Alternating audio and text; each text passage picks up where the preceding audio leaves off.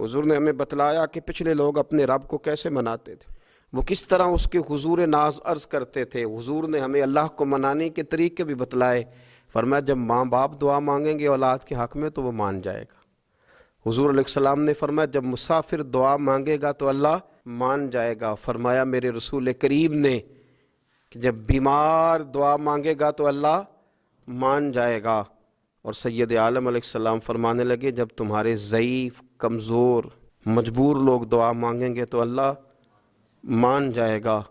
اور حضور نے فرمایا جب تم فرض ادا کر کے دعا مانگو گے تو اللہ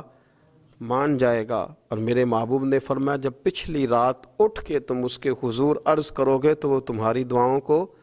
قبول کر لے گا، وہ تو مان جائے گا۔ اور حضور نے ہمیں دن بتائے، فرمایا جمعے والے دن مانگنا مان جائے گا، شب قدر کو مانگ لینا مان جائے گا، شب برات میں دعائیں کرنا وہ مان جائے گا، رمضان کی راتوں میں مانگنا مان جائے گا، قرآن پاک کے ختم کے موقع پر دعا کرنا مان جائے گا۔ طریقے بتلائے۔ اب یہ ہے کہ ہم نے تو مانگنا تھا نا اس کی بارگاہ میں، ہم نے تو حاضر ہونا تھا، ہم نے آگے بڑھنا ہے، اس کے حضور عرض کرنا ہے۔ حضور نے ہمیں بتلایا کہ مومن متقی ہوتا ہے نا، پرہیزگار ہوتا ہے، تو اس نے کچھ نیکیاں بھی کی ہوتی ہیں، جس طرح اسے اپنے گناہوں کا پتہ ہوتا ہے نا، تو اسے پتہ ہوتا ہے کہ نہیں یار فلاں کام میں نے فقط اللہ کی رضا کے لیے کیا ہوا ہے، اور میرا اور میرے رب کا راز ہے۔ فرمایا جب تم بڑے الجھ جاؤ نا، جب تم بڑی آزمائش میں آ جاؤ، اور جب تم سمجھ لو کہ اب میں بڑی تکلیف میں آ گیا ہوں، تو پھر ایک طریقہ حضور نے ہمیں اور بھی بتلایا مانگنے کا، ایک اور طریقہ بھی بتلایا، اور وہ روایت صحیح مسلم میں موجود ہے۔ راوی حضرت عبداللہ ابن عمر رضی اللہ تعالیٰ عنہ، حضور فرماتے ہیں 3 لوگ سفر کر رہے تھے۔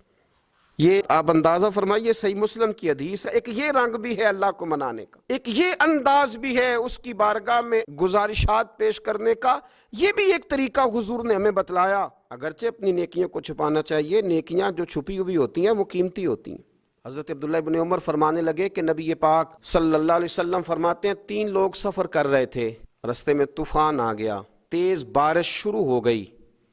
تو حضور فرماتے ہیں وہ تینوں بارش سے بچنے کے لیے ایک غار میں چھپ گئے۔ ہم کو پتہ ہے پرانے زمانے کے اندر غاریں ہوتی تھیں، اور لوگ جب سفر کرتے تھے لمبے تو پتھروں اور پہاڑوں کے بیچ میں سے سفر کرتے تھے۔ وہ غار کے اندر چلے گئے۔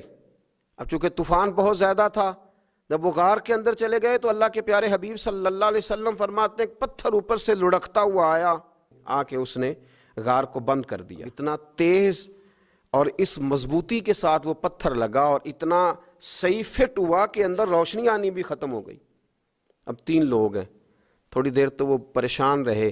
کہ شاید اب کبھی بچ نہیں سکیں گے، شاید چاروں جانب اندھیرا ہی ہے اور اندھیرا ہی رہے گا، شاید یہاں سے نکلنے کے لیے اب ہمیں کوئی رستہ میسر نہیں آئے گا۔ وہ پہلے تو پریشان ہوئے، پھر کہنے لگے یار اس طرح کرو، اگر کوئی زندگی میں نیکی کی ہے نا تو ذرا اس نیکی کو یاد تو کرو، اور یاد کر کے اس مالک کے حضور عرض تو کرو، کریم ہے کوئی آنکھو شاید من جاوے، کم تتڑی دا بن جاوے، عرض تو کرو۔ یہ آپ اندازہ فرمائیے، یہ بات بیان کون کر رہا ہے؟ یہ مدینے والے رسول بیان کر رہے ہیں، یہ نبی پاک علیہ السلام نے بیان فرمایا، رسول کریم علیہ السلام نے ہمیں بتلائی یہ داستان محبت۔ حضور فرمانے لگے ایک نے ان میں سے ہاتھ اٹھائے، اور اس نے انداز کیا چھیڑا، عرض کرنے لگا اللہ تو جانتا ہے نا میں نے بکریاں رکھی ہیں، میں غریب ہوں، مزدور ہوں، اور مالک تو یہ بھی جانتا ہے کہ میرے بچے بھی ہیں، بیوی بھی ہے، پر میں جب بھی گھر لوٹا ہوں تو دودھ میں نے بچوں اور بیوی کو پہلے نہیں دیا، بوڑھے ماں باپ کو پہلے دیا۔ وہ غار میں تنہا بیٹھے ہیں اور اپنے مالک کو منا رہے ہیں، عرض کرتے ہیں اللہ تجھے یاد ہے نا ایک رات جب میں بڑی دیر سے لوٹا تھا، لکڑیاں کاٹتے، درخت تلاش کرتے، مجھے دیر ہو گئی، میں دیر سے لوٹا تھا، نیت یہ کر رکھی تھی کہ دودھ سب سے پہلے ماں باپ کو پلاؤں گا، مالک جب میں لوٹا تو وہ بوڑھے تھک کر کے سو گئے تھے،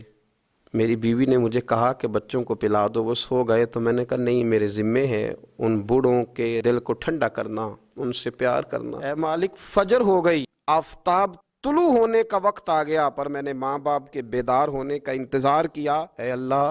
وہ جب اٹھے تو ان کی آنکھوں میں جو میرے لیے دعا تھی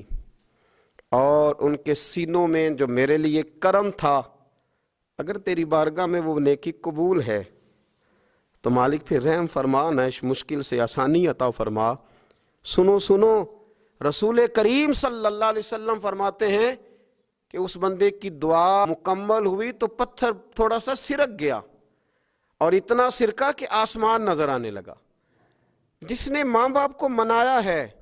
ان سے پیار کیا ہے، پھر یہی بات وسیلہ بن جائے گی رب کے ماننے کا۔ پھر رسول کریم صلی اللہ علیہ وسلم فرمانے لگے، دوسرا بولا اور عرض کرنے لگا کہ اے اللہ، تو جانتا ہے مجھے اپنے چچا کی بیٹی بھانے لگی تھی، میں اس کی طرف رغبت کرنے لگا تھا، اور میں نے جب اس سے جا کے ارادہ کیا کہ میں تیرا طالب ہوں، تو اس نے مجھے کہا کہ پہلے 100 دینار لاؤ۔ تو اللہ، میں نے مشقت کر کے 100 دینار جمع کیے، اور جب میں پوری طرح اس پر حاوی ہو گیا، وہ میرے قبضے میں آ گئی اور گناہ کا میں نے ارادہ کر لیا، تو اس عورت کے منہ سے ایک جملہ نکلا کہ اللہ سے ڈر، اے مالک وہ میرے قبضے میں تھی، اے اللہ میں گناہ پر قادر تھا،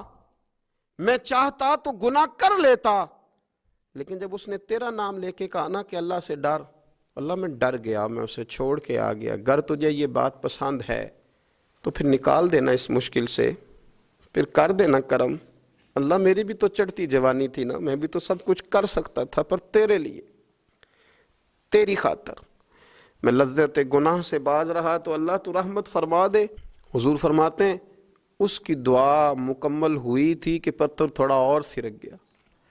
پھر تیسرا بولا، اور اس نے بول کے کہا، اے اللہ، ایک مزدور کو، ایک دیہڑی دار کو، ایک غریب کو میں نے کام پہ رکھا ہوا تھا، یہ تیرا اور میرا راز ہے اللہ۔ وہ مزدور، وہ دیہڑی دار میرے پاس کام پہ لگا تھا، کچھ چاول میں نے اس کی اجرت مقرر کر دی کہ تو کام مکمل کرے گا تو میں تجھے دوں گا، اور جب اجرت لینے کا وقت آیا تو وہ بگڑ کر ناراض ہو کر چلا گیا، میں اسے ڈھونڈتا رہا، وہ مجھے ملا نہیں، میں نے اس کے چاولوں کی قیمت کاروبار میں انویسٹ کر دی،